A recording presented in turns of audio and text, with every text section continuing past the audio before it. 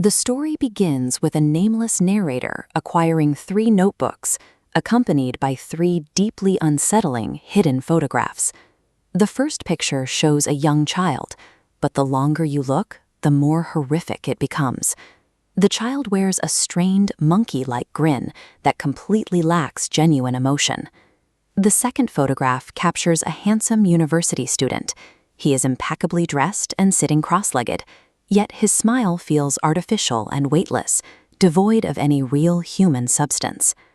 The final picture is the most harrowing. A gray-haired shell of a man sits in a dark corner, staring blankly with an inscrutable expression. It resembles an emotionless death mask.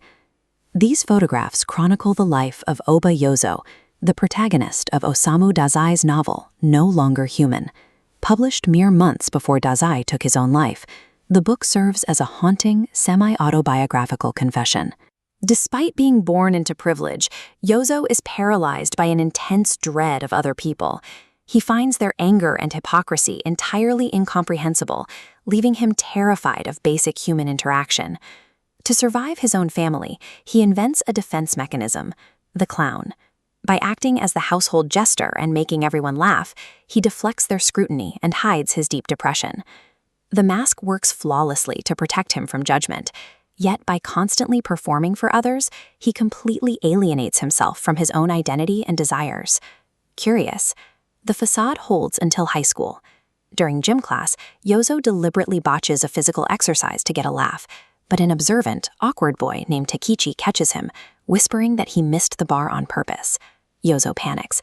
Terrified that his fraud will be exposed to the world, he manipulatively befriends Takichi, sticking close to him solely to ensure the secret stays hidden.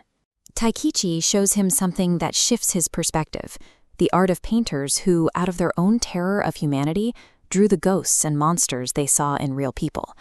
Inspired, Yozo secretly paints his own hideous self-portraits.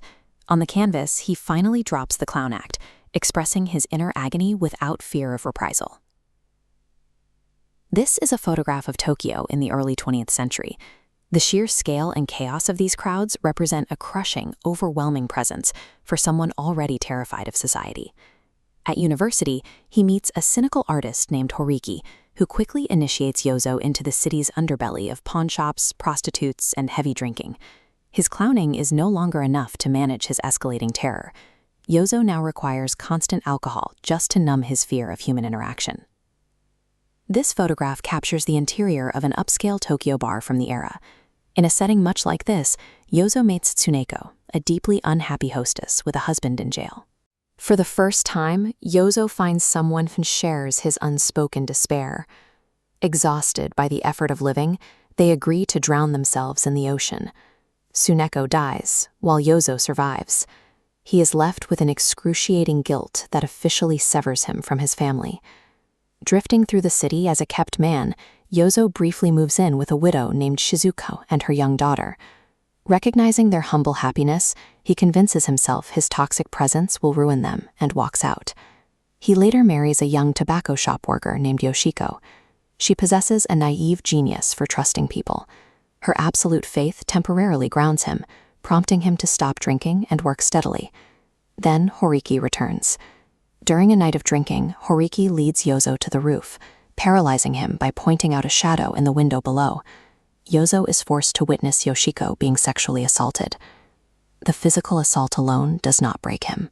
Yoshiko's immaculate trust was the final anchor keeping Yozo tethered to the world. With that purity defiled, his last illusion of living safely among humans collapses. The descent accelerates. He attempts suicide again by overdosing on sleeping pills, and survives again. Desperate to silence his mental agony, he develops a severe morphine addiction. Out of options and physically deteriorated, Horiki and a family friend trick Yozo into a car and forcibly commit him to a mental institution. To Yozo, being branded a madman is the ultimate rejection. He concludes he has ceased to be human entirely. He is disqualified. Years after these events, the nameless narrator tracks down the bar madam who once sheltered Yozo, hoping to understand the author of the notebooks. Despite the wreckage, the addiction, and the suicides, her unemotional verdict is shocking. She remembers Yozo simply as a good boy, an angel. The outside world saw an agreeable, pleasant clown.